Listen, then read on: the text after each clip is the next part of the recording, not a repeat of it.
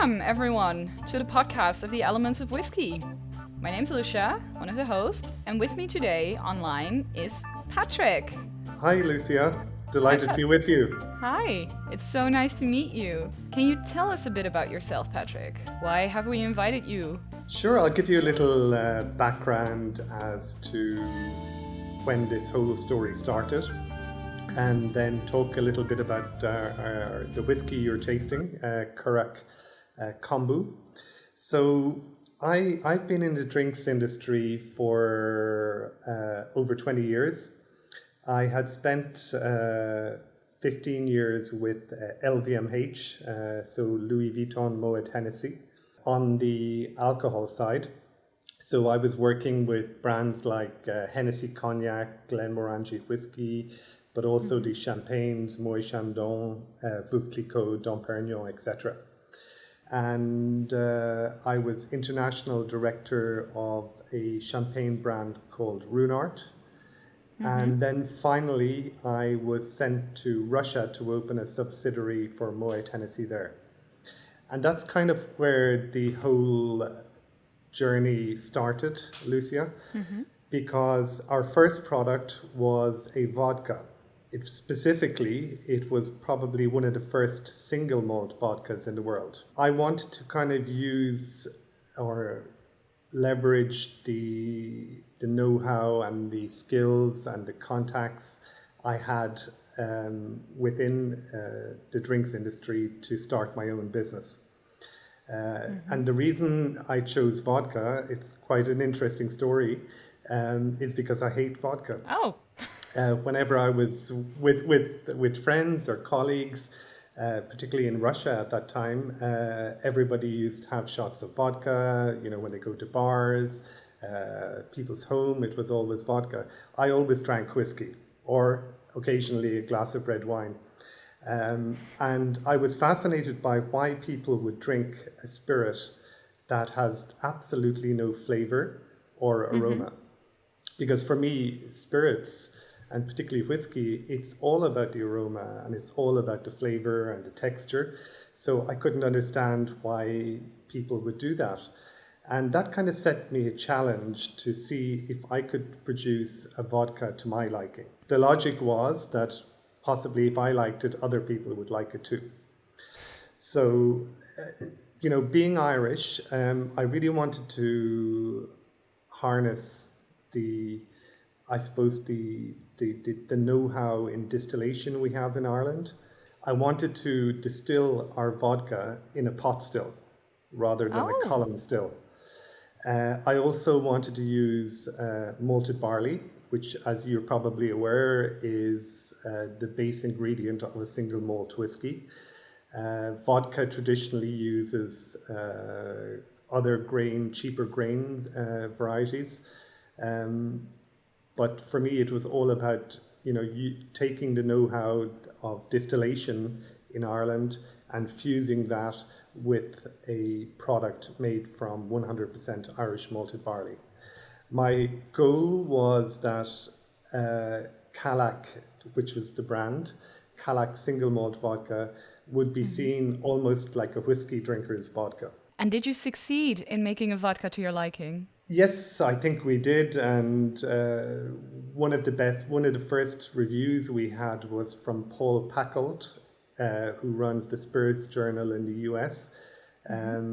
He gave it Currach 5 stars, which is very unusual for a non-whiskey, and he also termed the phrase that Currach is the whiskey drinker's vodka. This is exactly what I wanted. So the idea was to obviously target the premium vodka drinker, but also open the category up to whiskey drinkers. Interestingly, when you taste Currach, and sorry if I'm talking too much about the vodka, I know we're talking about whiskey, but it should all come together. When you taste Currach, it's quite buttery, creamy, malty. There's lovely kind of chocolate and vanilla notes. And interestingly, all of these flavors can be applied to a single malt whiskey.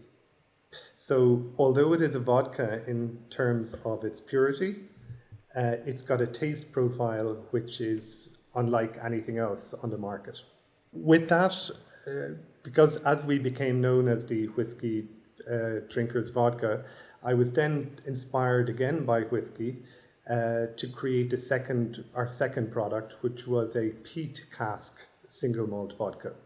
So effectively, we took virgin American oak casks and charred them with peat from the local bog in West Cork, and filled the casks with Currach, our single malt vodka, and let it finish for 4 months. That was incredible. I think, again, what I was trying to do here, Lucia, was, and although I'm a massive fan of peated whiskies, particularly Scotch peated whiskies, I also have this love-hate relationship with peated whiskey. So what I love about it is this intensity of peatiness. But what I find sometimes challenging is that the peatiness is so powerful, it overtakes the other aromas that would normally be in that whiskey. So for me, I wanted to create our peat cask single malt vodka in such a way that it still had all the DNA and character of the original vodka, but also carrying a layer of peatiness, which almost builds a layer on top of what we already had. In terms of flavor, you've got lovely kind of almost like Louisiana style barbecue pit, roasted pork, that kind of kind of smokiness to it. You've got lovely honeycomb, kind of honey, again, chocolatey notes coming through. So it's very, very interesting product. And still, I believe today, it's still the only peat cask single malt vodka in the world, or peat cask vodka in the world. That is so exciting. I'm dying to try it now. I've never had it.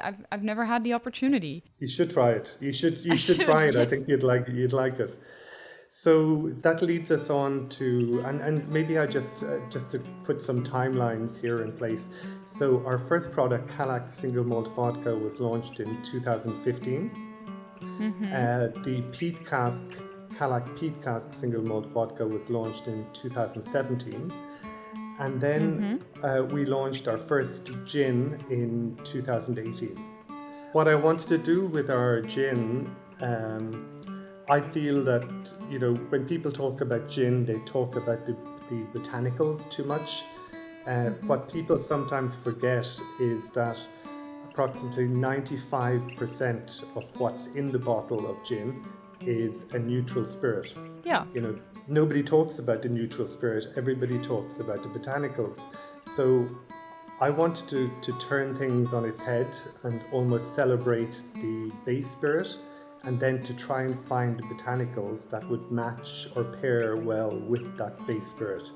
So what we did is we used our single malt vodka as the base. So as you can imagine, these flavors I was talking about added a lovely kind of structure or backbone to the gin. Almost like, in the wine world, we talk about terroir. There's this terroir element in our single, it's also a single malt gin. There's a terroir element which actually comes from that malted barley base. So interestingly, the name of our gin is called Orna Brack. I'll just repeat that, Orna Brack, Ornabrak, and that comes, Lucia, from the Gaelic word Orna Braca, which means malted barley. Okay. So we really wanted to celebrate the base. We kept it quite low on botanicals, so we only have 5 botanicals. So juniper berry, angelica root, lemon verbena, pine needles from the forest in West Cork, and then a little bit of lemon, organic unwaxed lemon peel. So I know it's difficult to appreciate a product when you're not tasting it, but I just say that what I love about Orna Brack most of all is that mouthfeel. If you close your eyes and hold your nose, it almost, when you're drinking it neat, it almost feels like a single malt whiskey on the palate. It's quite rich, it's quite syrupy, and it's got this incredible length, which you don't normally have in a gin. Again, the reason for that is that single malt base. It's giving it much more structure and much more length.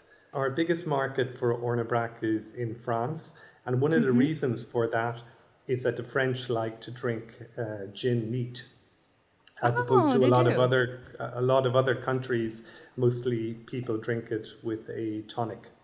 So I think Ornabrac is absolutely incredible to drink as neat. I often have a glass of Ornabrac in a whiskey tumbler glass after dinner. Almost drink it like a whiskey.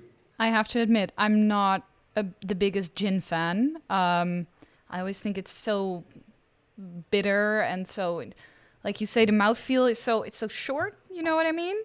Yes. But you're selling it very well. I am beyond excited right now. So as you could probably, just before we move on to the whiskey, I hope your listeners will appreciate that everything we've done up to this point has, some people have said, it's a bit crazy. It's thinking outside the box. We have three white spirits, all of whom are single malts, and none of them are a whiskey. Yeah. So I think this is one of the things I'm proud of, because yes, we are harnessing the traditions of distillation and raw materials in Ireland, but we're fusing that with innovation. So I think it's a very interesting approach, having almost 1 foot in the past in terms of tradition and 1 foot in the future in terms of innovation. Yes, I So like that very much. everything we've done has been, a lot of people agree that it's extremely innovative. And now that put a lot of pressure on. I always wanted to do a whiskey, but I remember thinking one day, the last thing the world needs is another sherry cask or another, Porto cask in terms of whiskey. So what I was trying I'd spent years thinking of how we could integrate a single malt whiskey, and it had to be single malt because all our other products were single malt. I was thinking, how Yes. could we integrate a single malt whiskey into our portfolio and still create this level of excitement and intrigue, and for our customers. I mentioned terroir, the concept of terroir earlier. Um, Again, it's much more used in the wine world than the spirits world. But that to me, says so much about the origin or the provenance of a product. The malted barley in Ireland, some people would say it's probably one of the best places in the world to harvest malted barley. I wouldn't go that far because I think it's very subjective. But what I would say is that the fact that the climate in all of the malted barley in Ireland or predominantly, is grown in the southeast. So if any of your listeners have been to Ireland, what I'm talking about is the area in Wexford, Waterford, or East Cork, some also a little bit of South Kilkenny. And what's interesting here, Lucia, is that because it's a much colder climate than on mainland Europe, the barley actually takes another 2 months. The spring barley, which we grow, it takes another 2 months to mature. So we Yeah. also know that in wine, certain wine varieties, sometimes the longer it takes the grape to grow, and I can talk about this with a certain degree of knowledge because I worked in Champagne. The Champagne vineyards are one of the most northerly vineyards in the world. The grapes take longer to mature, but this also creates that uniqueness in terms of taste and quality. What does it mean for the taste? Um, it it for me it produces a more delicate, more rounded Mm-hmm. champagne, and I think that's the same with the barley. An interesting Okay. story was when I was after we had launched Currach, I was in Japan meeting our importer, and a barman in a whiskey bar, actually, one of the well-known whiskey bars, was tasting Calac, and he was fascinated by it. And he said, "Patrick, can I ask you one question?" And I said, "Sure." And he said, "Do you grow your barley by the sea?" Mm-hmm. And I said, "Yes, we do, but why do you ask?" He said, "I can pick up a very mild saltiness, almost sea saltiness, from the vodka." Oh. And Oh. that to me is what terroir is all about, because when you actually look at the map of Ireland, and the southeast of Ireland is surrounded by the sea, it rains a lot. Where does the rain come from? That humidity from the sea, and Mm-hmm. so it rains down onto the ground, and that again creates another level of character in the malted barley. So again, remember I said, it's not my place to say that the Irish malted barley is the best in the world. What I can say with certainty, it is extremely unique, and I'm not aware of any other malted barley grown anywhere else in the world that matches that texture and taste. Oh, wow. So we're 2018, 2019, something somewhere along these years right now. Exactly. And did you pair the vodka with sushi in Japan, or how did you get the Uh, idea? Um, the idea came on another trip. I was sitting in this great whiskey bar in Shinjuku area of Tokyo called Ben Fiddick, nothing to do with Glenfiddich, but Ben, Ben, Ben Fiddick. Okay. And I was between meetings, and I was having a glass of, uh, I think it was I can't remember which Irish single malt it was, but I was having a glass of Irish single malt, doing some work on my phone, chatting to the bartender. And Mm-hmm. as I was drinking the whiskey, the difference, what's unusual in Japan is that, in Europe, when you go to a bar, they sometimes give you peanuts or chips, that you can Yeah. nibble when you're drinking. Yeah. In Japan, what they do is they give you dried seaweed. Ah. So I was drinking the Irish single malt whiskey and nibbling on these dried kombu chips. Mm-hmm. And I felt that there was just something incredible happening in my palate. That, yes, you had all of that lovely flavor coming from the Irish single malt, but what the seaweed was doing, it was bringing in this really interesting umami undertone. But also because Irish whiskey, it's triple distilled, it's known to be a little bit rounder and a little bit sweeter than, Mm-hmm. say, Scotch. What I found was that the seaweed was actually balancing the sugar in the seaweed while creating another level of complexity. So this got me thinking, and the reason, do you remember my last point about the malted barley and terroir? I was really, really Yes. inspired by that, and I felt that sometimes, as an island in Ireland, we are obviously defined by the land we live on, but more Mm-hmm. importantly, we're actually also defined by the sea around us. Very So I much. felt, Yes.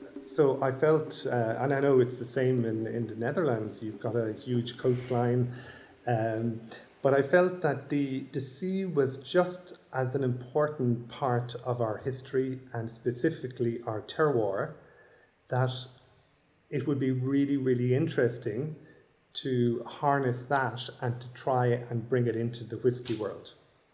So Mm-hmm. that's where I suppose the idea and the concept came from. I'll be honest, I hadn't a clue how to do it because, as you're probably aware, that there are very strict guidelines as part of the Irish whiskey technical file, which is quite similar, by the way, to the Scotch whiskey technical file. And one thing that was quite interesting, I was learning every day. I hadn't been involved in the whiskey industry for a long time. It was more other spirits. But one thing I found interesting was that to call whiskey in Ireland, a single malt whiskey, one of the things that you cannot do is you cannot allow the whiskey to touch anything else other than wood. Yes. So it cannot touch anything other than the cask. So you cannot throw in the dried Yeah. seaweed flakes. So we couldn't put in the seaweed directly into the whiskey.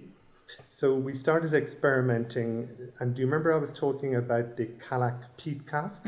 Yes. So we used the same concept. So we took in virgin American oak casks. Yeah. And we started using the seaweed as a fuel source to char the cask. Aha. So really what we wanted to do was to impart that lovely umami-ness from the seaweed into the wood.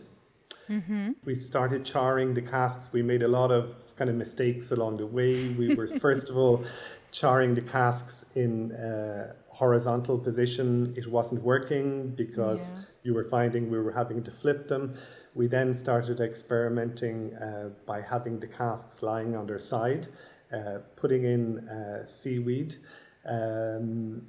We calculated that we needed approximately 3 kilos of dried seaweed per cask, which is actually quite a lot of seaweed. It's probably in a bag larger than the cask because it's quite loose. So what we actually started doing was putting it in at 500 grams at a time, using a flamethrower to light it. And once it started lighting, that smoke from the seaweed started penetrating the wood. But also where it was lighting, there was a light charring going on just underneath the seaweed. So we repeated that. We then closed the cask, the flames went out, and then there was more of more smoke going into the wood. We repeated this 5 times, all the way turning the cask so that each part of the cask got a light charring and each part of it got a smoke effect into the wood. So the actual process, it took about 30 minutes, which is extremely long for any of your whiskey listeners that know anything about cask charring. I've seen casks that can be charred in 20 seconds, with such high intensity. So this is very much a kind of an artisan style approach, but we needed to do it this way in order to achieve the effect we wanted. Just on that seaweed, so we get our seaweed from the west coast of Ireland, a place called County Clare. If you or any of your listeners know the cliffs of Moher, it's just literally about 5 kilometers from there that our seaweed is harvested. We work with this incredible family called the Talty family. They're 4th generation seaweed harvesters. All of the seaweed is organic, it's hand harvested and sustainable. And when they actually cut the seaweed, they just take the upper half, so they leave the base to grow back. And that's really, really important for us, that they also attach so much importance to the sustainability. Yeah, of course. They then dry the seaweed for us, but also leaving a little bit of moisture still in the seaweed. And that's also important because once you're lighting something that's 100% dry, it's almost like spontaneous combustion.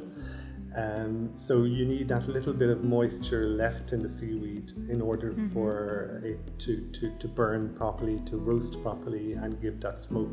We use 2 types of seaweed. The first product we launched in 2020 was the Currach single malt Irish whiskey Atlantic Kombu Seaweed Cask. So that is the one we have here. Exactly. So the kombu is really, really interesting seaweed because, again, we all know, and again, your listeners will know this from the beaches in the Netherlands. When you see seaweed in its raw state, it can be quite fishy, pungent, Yeah. salty, not very appetizing. When it's Not at actually all, dry, no. so when it's actually dried, Lucia, you then see the salt leaving the seaweed. So that's why you get this white crust on the top of it. So you might see that sometimes on a beach on a hot summer's day where seaweed is dried naturally by the sun. Um, and that's really what the Japanese are serving as those chips I talked about earlier. So it's just Yeah. naturally dried seaweed, uncooked. What happens next is very, very interesting, is when the seaweed is roasted. And I talked about how we roast it in the cask. The kombu particularly takes on another flavor dimension. So gone are all of that kind of fishy pungentness. You've still got this beautiful kind of sea saltiness, umami element, but particularly with the kombu, you're getting flavors of kind of unsweetened dark chocolate, Arabic coffee, salted caramel, really, really interesting flavors. And when we did our initial experiments on the seaweed, on different varieties of seaweed, I thought that this one would be a perfect seaweed that would blend perfectly with a single malt whiskey. Amazing. Could I ask a quick question? I'm so sorry to interrupt you. Sure. I just want to back up quickly. So there's a family who, for 4 generations, have been professionally harvesting seaweed full time. Correct. Correct. This is a full time profession. Yes. Is that, do they only do this for you, or are there other Uh, uses of seaweed in Ireland? Are there other companies who char their casks? First of all, their company is called Wild Irish Seaweeds, which I think was started about 10 years ago. They also supply seaweed to other companies. We are the only distillery or whiskey or spirit that they supply seaweed to. Because, again, when Currach Single Malt Irish Whiskey was launched, it was the first whiskey in the world ever to be influenced by seaweed. Now, we're not just talking about Irish whiskey, the first whiskey in the world. The other usages of seaweed, and this is, some people ask me, what's your biggest competitor for Currach? And I say it's either the food service industry or the cosmetic and skincare industry. And people start looking at me as if I'm crazy. What? So we're fighting for supply, not against other whiskey companies, but against two very, very different sectors.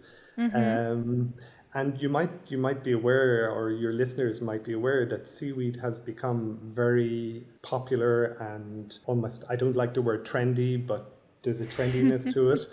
And it's very interesting, again, what's happening in the skincare and cosmetics industry. A lot of people are going back to the basics, using organic ingredients. And seaweed has so much natural nutrients. It's an obvious choice for them to use. So I sometimes, as I said, I find it interesting that our competitors aren't necessarily other whiskey companies or spirits companies. They are two very, very different sectors that have nothing to do with whiskey. That's so cool. The food industry and the cosmetic industry both use a lot of seaweed. Exactly. I knew about the food industry. I've never thought about cosmetics, but it makes a lot of sense what you're telling us. The other interesting thing about the whiskey or the seaweed, Lucia, is that that part of Ireland on the west coast is probably the purest marine ecosystem in Europe. Oh. The reason for that, and if you look at the map of Ireland, you'll understand it very well. There's almost zero maritime traffic. You know, when you compare that to the Irish Sea, the English Channel, the Mediterranean, where there is hundreds and hundreds of ships passing every day. There is no reason for any ships to pass the west coast of Ireland. And furthermore, there is nothing between the west coast of Ireland and the United States. Yes. So that's why it is such a pure marine ecosystem, and I think that's why we've got the most incredible quality of seaweed coming from it. Lovely. One thing just on the whiskey, because there's two components to Currach single malt Irish whiskey. I started with the second, the whole seaweed, how we use it, how we char the casks. I should have actually started with the first element, is that we produce let's say a classic Irish single malt whiskey. So that means we again use Irish malted barley. It's Yes. triple distilled, and then it's aged for a minimum of 3 years in ex-bourbon casks. So, in fact, most of our whiskey, it's probably anything between 3 and 5 years old. It's not an old whiskey. We don't have an age statement on the bottle. But on average, let's say it's about a little bit more than 4 years old. Okay. So, again, just one point of importance I should have mentioned at the beginning. We don't have our own distillery. We've partnered with West Cork distillers that distill all our products to our specifications. We've been working with them since 2013, even when we were doing the R&D for our first product on Currach. And they've become an incredible partner. Also good friends, over the years. So we're very, very proud to work with West Cork distillers. Amazing. So just on summary, and I'm sure you've lots. If you've any other questions, jump in, Lucia. But in summary on Currach, it's a single malt. Well, let's say an interesting or unique single malt Irish whiskey, but that is fused with these two elements of the Irish terroir, so the land and the sea. The umami element brings almost this lovely, savoury, complex note to the single malt whiskey. So when actually people taste it, I've had so many comments from customers and at trade fairs where people were amazed at how young the whiskey actually was. Yeah, so am I, to be honest. So remember what I was saying, that with the seaweed it builds layers and layers of complexity because it's bringing other flavors, other texture, structure into the whiskey. So that's what actually makes people think that level of complexity, that they're actually drinking an older whiskey than they are. I'm very proud of the fact we're not using an older whiskey. We did some trials on older single malts, 8 years old, 10 years old, and we felt it didn't work as well as the younger whiskey, possibly because they were too set in their ways. They had too much character or personality of their own, and they were less susceptible to be fused with other elements of flavour and taste. Our second whiskey, Currach, which you may or may not have tasted, is the Currach single malt Irish whiskey Atlantic Wakami single cask. So the difference is the kombu is a brown seaweed. It's also quite a rich flavor. It's a big leaf, a big seaweed. Everything about it is big and bold and round. Whereas the wakami it's a green seaweed. It's more delicate. When you actually see the wakami, in the water, it's almost like this piece of green silk shimmering in the water. It's absolutely beautiful, but I think it says a lot again about that style. It's more elegant. The wakami, when it's roasted, it's more vegetal than the kombu. It also has this lovely, almost tropical Asian spiciness to it, like pink peppercorn. And I am always amazed. There's this really interesting kind of green tea undertone to it. Okay. So a very, very different style of seaweed producing a very different whiskey. The interesting thing is between the kombu and the wakame, the two whiskies are absolutely identical. The only difference is the seaweed that's used to char the cask. So the So all, recipe, the yeah, aging, all of everything is it, identical. the wood, just the Yes. seaweed that is used. Okay. So Such I think impact.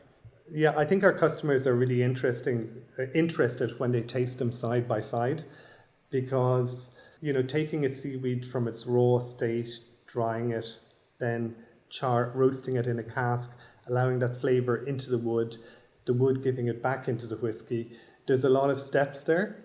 So Mm-hmm. there's a lot of steps in where the seaweed can lose its character, but this is not the case. So they're very, very different types of seaweed. Just one point I should have mentioned again on the charring. So once we char the casks with either kombu or wakame, Mm-hmm. we then fill the casks with the single malt Irish whiskey and leave it finish, should I say, for 3 months. Okay. I did an experiment once, quite funny actually. Um, we decided to leave the one cask longer than 3 months. We actually left it 6 months. I came back, a few months after the 6 months was up, or a few weeks, and I asked the guys to pull that cask so I could taste it. Mm-hmm. And I was saying, no, no, no, that's not the cask. No? And they said, no, no, it is the cask, Patrick. And I tasted it and I said, it cannot be the cask. Why not? What had actually happened was really, really interesting. Because our process of charring in the cask, it's a slow charring. It's also imparts a light flavor, not a very, let's say, strong flavor into the Mm-hmm. wood. It also, what the reason we left it 3 months is because we felt that what happens after the 3 months is all of that flavor is brought from the wood back into the whiskey. And when that Mm-hmm. flavor is gone, what the wood starts doing, the oak is giving more kind of caramels and vanillas back into More the of its whiskey. natural. Yeah. So Yeah. what had actually happened here was that everything we had done in the first 3 months was Mm-hmm. completely reversed in the second 3 months. What a shame. Yeah, I find that fascinating. I'm not a scientist, but I'm always fascinated about how science works. Mm-hmm. So that's Currach. In terms of if you're interested, the Currach kombu and wakame are two kind of, let's say, commercial products. We Mm-hmm. have produced a number of single casks for customers, two of which we've actually done Ooh. for the Netherlands. Oh. One is actually a triple cask. So remember, Currach it's effectively a double cask because it ages initially in the ex-bourbon cask, Mm-hmm. then it's transferred to Virgin American oak cask that is charred with our seaweed. Mm-hmm. And one of the single casks we did for Netherlands was a triple cask. So the third cask being an Oloroso sherry cask with the Mm-hmm. kombu. And that was really, really interesting because, as you can imagine, the flavors we were doing, I talked about, this kind of chocolatey, coffee, salted caramel elements. It paired Mm-hmm. perfectly with the characters of Oloroso whiskey. We Mm-hmm. also did a second Wakame single cask, which was still a double cask, disgorged at cask strength. We've done some crazy things in Asia. We've we've done a wakame, finishing it in a sake cask. Oh. Uh, we've done last year again for Singapore. We did the kombu finished in a Japanese umeshu cask. So So, in what umeshu is kind of the cask? umeshu. Umeshu is a kind of a plum brandy from Japan, a Mm-hmm. plum spirit. And Mm-hmm. again, that added another layer of complexity, to it. Makes it a bit sweeter, I imagine. I thought as well it would. I was a bit reticent about using umeshu initially, But what we did was we monitored it very, very closely. So whereas some cask finishes require, say, 3 to 6 months for a single cask, with the Umishu, we left it just under 2 months because we Oh. felt that that was just giving it just that enough character and flavor without allowing it to overpower the whiskey itself.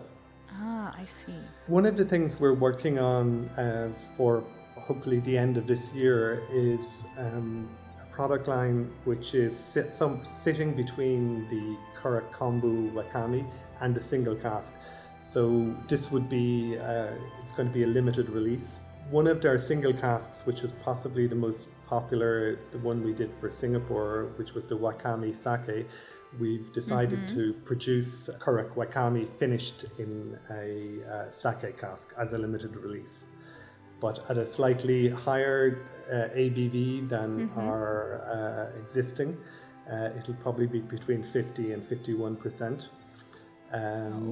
And it'll be limited to about 1,500 bottles, 1,500 bottles. Wow. And is that worldwide or again the Asian market? And no, this will be for worldwide. It's all pre-sold, and our friends in the Netherlands, Eric and Dennis from Kintra Spirits, we've given them an allocation, so it will also be available in the Netherlands. Good. I'm very curious now. I'd like to try it. Again, just to loop back on something I said at the beginning, do you remember when I was talking about terroir? I do, yes. And how each country has its own very, very unique and equally interesting terroir. I feel that, taking know-how from somewhere like Japan in terms of the rice cultivation and how they produce sake, and fusing these two elements together, it's almost like a tale of two terroirs. The Ireland and its barley, and Japan and its know-how and tradition of growing rice and making sake. And that's something that's really inspired me for the future. In the coming years, we'll be looking at more of this kind of a tale of two terroirs to celebrate, different limited releases. So I can't say yet what the others will be for next year or years after, but they will be equally as interesting and hopefully as inspiring for our customers. That is very exciting. I am looking forward to seeing what comes out of it. It's like a love story between two terroirs. I like that. And one point I haven't mentioned about the name Currach, where it came from. Yes. There's a really nice story here, and I don't know if I presume your listeners are interested in history. The actual Currach boat, it's synonymous with Ireland. It dates back over 2,000 years. It was made, it still is made from wicker, which is kind of like water bamboo style, and then cowhide and tar. So very, very light. It's perfect for the choppy waters and sea around Ireland. But it dates back 2,000 years. The reason it came into its own in maybe the 7th century, because what happened after the fall of the Roman Empire, and remember that the Roman Empire in the first few centuries was absolutely the basis for education and learning and culture in Europe. So once the Roman Empire fell, there was almost this void in terms of education and culture. At the same time, there was monks in the monasteries in Ireland that were beginning to teach. And it wasn't just theology, it was also philosophy, different languages, and so on. So we had people traveling from all over Europe to Ireland to study in the monasteries. And it was almost like the monasteries were kind of predating what we now know as universities. Aha, So, okay. but it became so popular and so many people came that the Irish monks, like any business, I suppose, they said, okay, this is doing so well, let's export our knowledge. So remember, Ireland is an island. The only Yeah. way to get back off the island is by sea. And the only boat they had at the time was the Currach. So they started traveling all over Europe in the Currach. It was a larger sea, more sea-bearing Currach than the existing Currachs on the coast today. But they traveled all over Europe, and essentially what they were doing was they were exporting their knowledge while setting up monasteries and teaching again. But what was really interesting was that wherever they went exporting their knowledge, they discovered new things, so they started importing innovations. So one of the things they discovered in Greece in the 7th century, maybe late 6th century, was the alembic, or as we know by its more modern name, the pot still. So they brought the Yes. pot still, the alembic, back to Ireland. The Greeks had been using the alembic to distill perfumes and essential oils. They had actually inherited the alembic from the Egyptians, Yes. centuries before.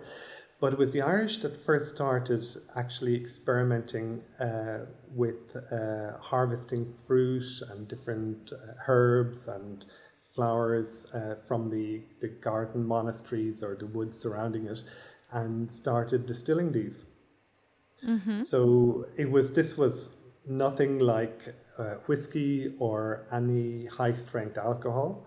It was probably something between the strength of a beer and a wine, as we now know. But this created that, I suppose, wanting to learn and innovate and bring it further. And thanks to them, we are now able to produce whiskey, and the rest of the world is now distilling.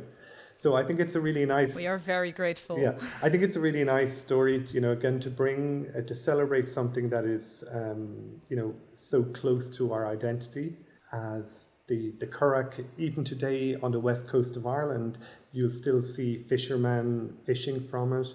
They're collecting seaweed still in the Currach boat. So it's still, even though it's got a long history, it's still used today. And I think that's the lovely part about it. That's amazing. So you've decided to name the brand after those boats that these days are used to harvest seaweed, but once upon a time were used to import the knowledge needed and the materials needed to make your spirit. I like that. I really Exactly. like that. So I think for people, maybe for your listeners, that if they're thinking, would it be interesting to try Currach? One thing I find is that whenever we do a trade fair, like a Whiskey Live or a whiskey show, Currach is probably one of the most talked about, certainly, if not one of the most popular whiskies at the show. Because I think, people who know about whiskey and who enjoy whiskey, I think they're constantly looking for new ways to surprise them.